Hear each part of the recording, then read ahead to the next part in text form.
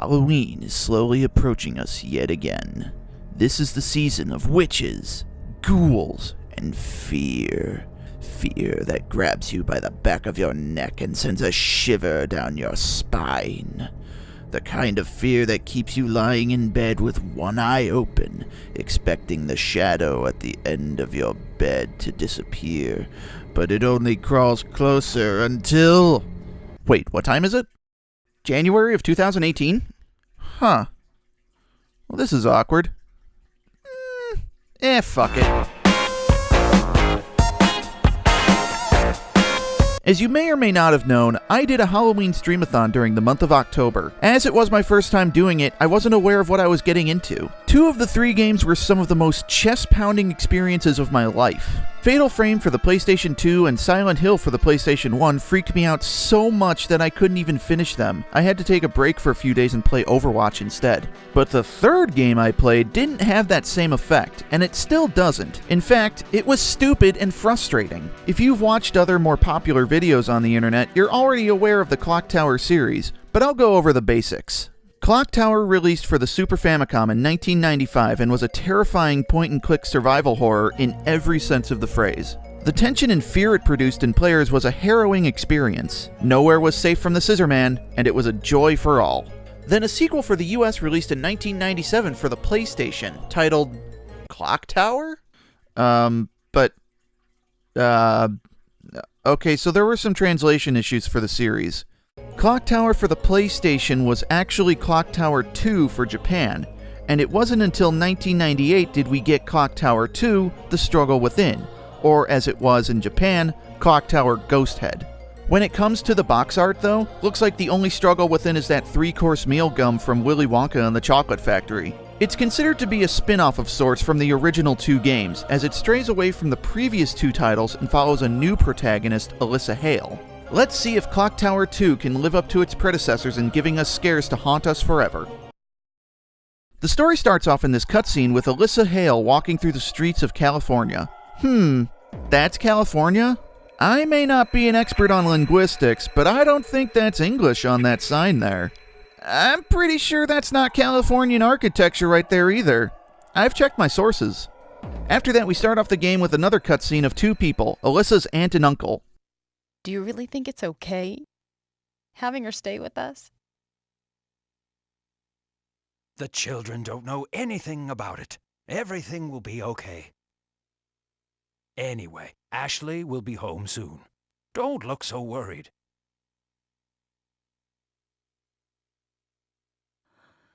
Wow, this is one awkward pause. Oh, thank God someone's at the door.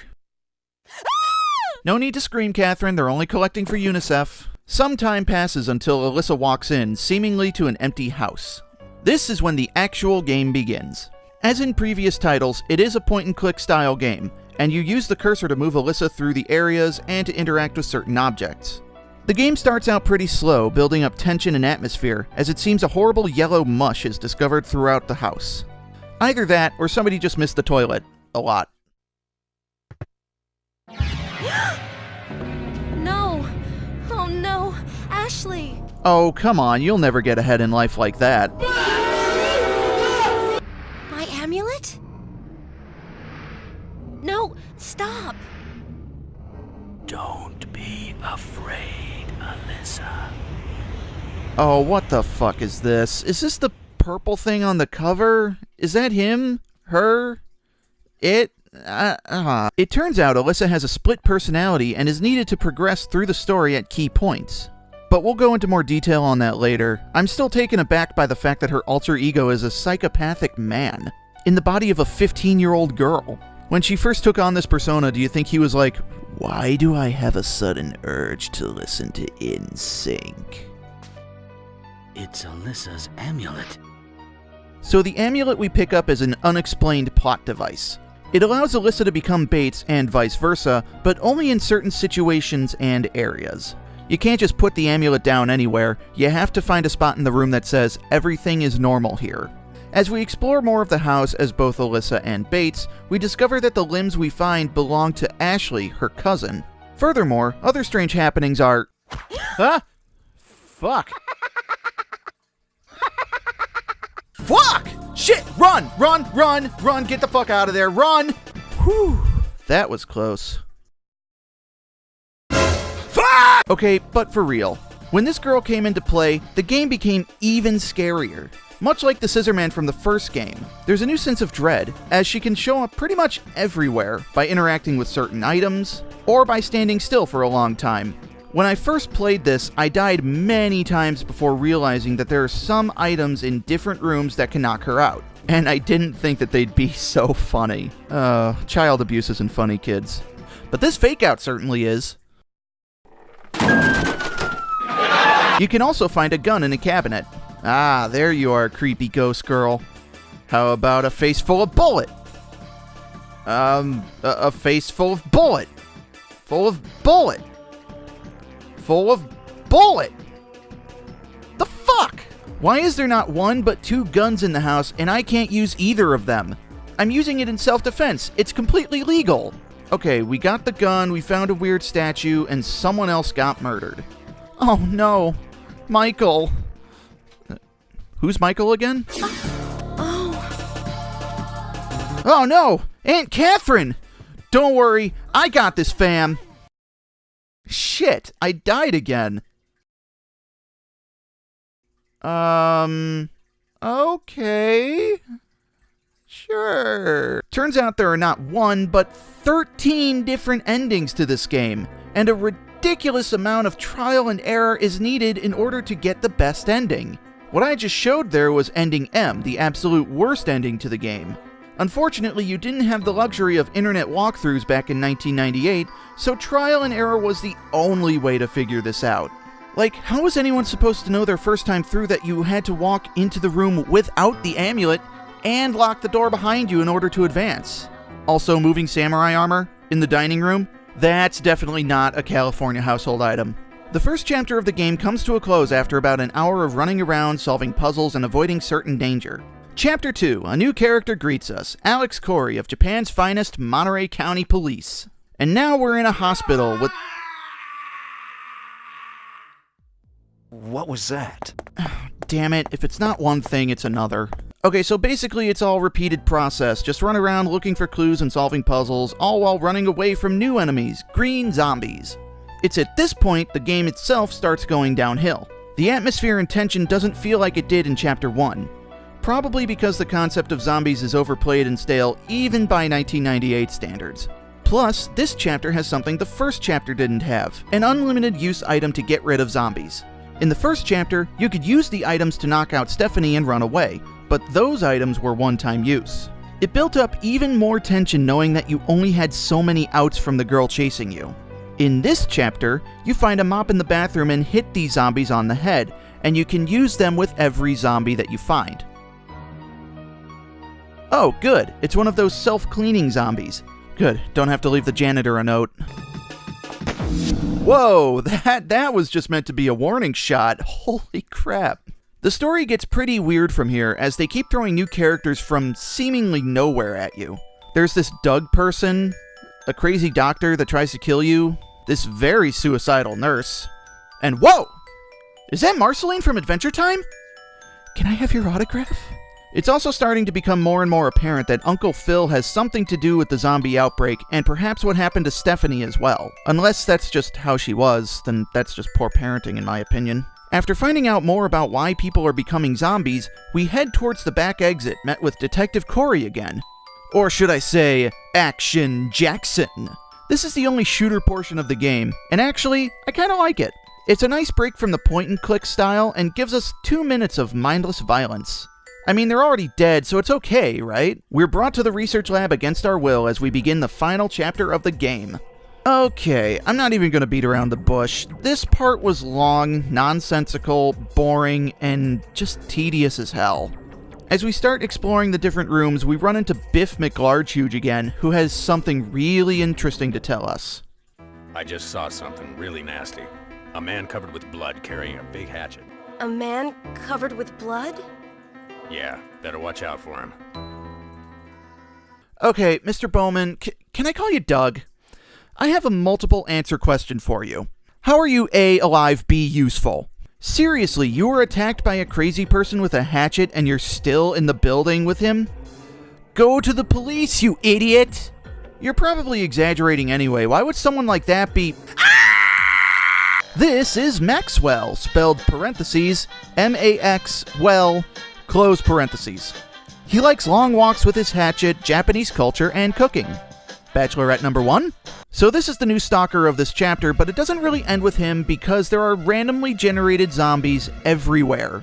And just like in the last chapter, there is an unlimited use item to knock out the zombies. Seriously, it's like the other items in the building don't even matter. This chair? Sure, you can use that, but why not just get to this hallway and knock him out with a fire extinguisher? It's still gonna be there. This is where my main complaint about the game comes from, is the fact that these zombies appear randomly and ad nauseum. Because you have to stop whatever it is you're doing, run all the way through the building, which is huge by the way, just to find these extinguishers to defeat the enemies.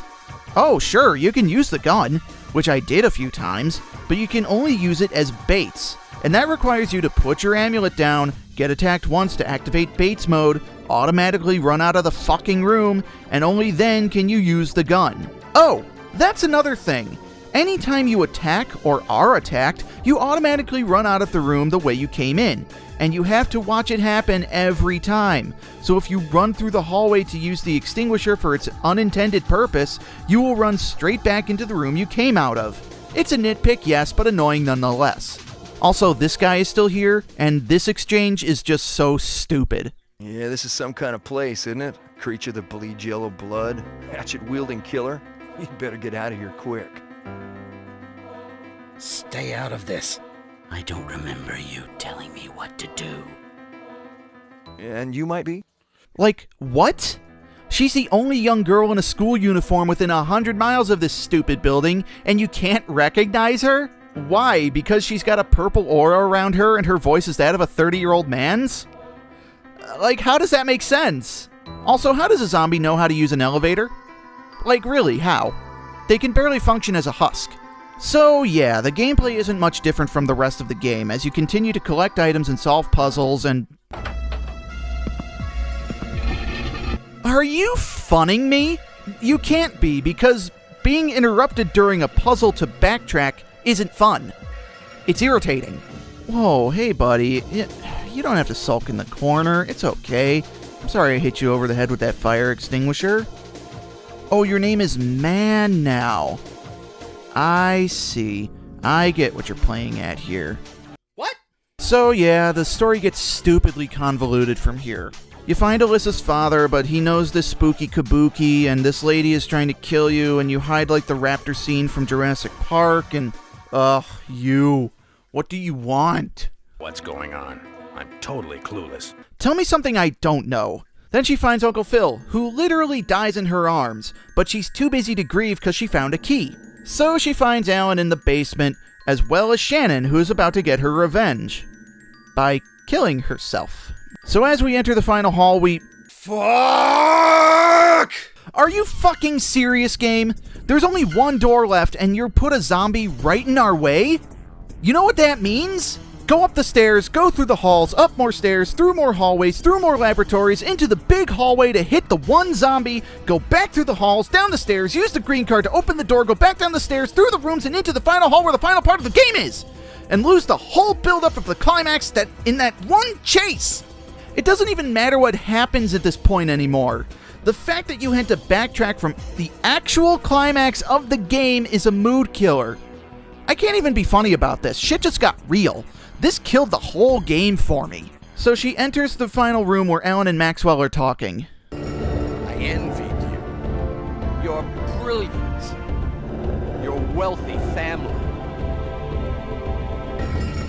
Everyone must die. Excuse me. Could you please... Hey guys, could you speak up? Maybe turn down the fucking music, maybe? As it turns out, Alan Hale is not her father. It is the Kabuki man, Maxwell. Apparently there's a lot of lore involving the Maxwell family where a cursed child has an alter ego every few generations or some bullshit. I don't even care at this point. You could tell me she was the reincarnation of David Bowie with the split personality of actual Jesus, and I wouldn't give a shit. So Maxwell gets shot, Alan dies, Maxwell gets up and immediately gets shot again, and that's the end of the game. You watch a cutscene of when Alyssa was unburied as a baby, and then we see Alyssa and the detective watching the lab burn down until the credits roll. Whoa, what a fucking ride that was! What started out as a solid survival horror slowly became a shitfest of chase segments and a convoluted plot that was actually spoiled for you when you met the main antagonist of the third act. But really, it started out so well. The pace and the atmosphere made for some great tense moments. Stephanie was actually really creepy, and the puzzles weren't inherently difficult, just really specific. It's when you go from chapter 1 to 2 that things start going downhill fast, as they kept throwing new characters into the fray like it meant something to the overall plot. What was your purpose, Shannon? You literally showed up, tried to strangle me once, and killed yourself. Gold star. Then there's Maxwell. At first sight, yes, kinda scary. I mean, I wouldn't want to meet him in person, but there's nothing more to him than being another stalker in a game already filled with stalking enemies. And even then, he barely showed up outside of scripted segments. Clock Tower 2 is not consistently scary, and it's not even fun after a while. It's a pile of duty. That's right, duty. Sure, it's no Silent Hill, Resident Evil, or even the previous Clock Towers, but at least keep it consistent throughout. But I feel like I'm missing something. Something so glaringly obvious that I can't help but bring it up. Where, in any part of this game, is a clock tower? I've been in a house, a hospital, a research lab, and even the dingy streets of Japanifornia. And why was this a clock tower game in the first place? You suck, game. You are the worst piece of shit for the PlayStation, and I am just gonna... I don't even know anymore. Like, I'm gonna take my pants off, and I'm gonna just... It's everywhere, and it'll be a better game than that one. And then I'm gonna take a dump right in the toilet, I'm gonna grab it, I'm gonna just smear it on the wall, and that's that's a more interesting puzzle than that one, and I don't even...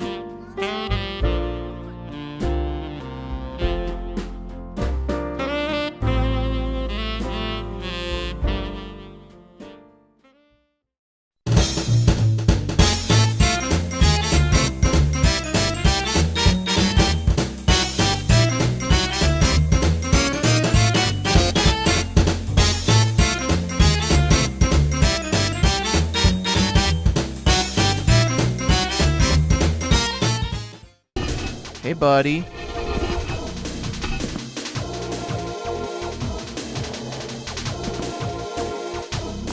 Boom. Oh, right in the dick.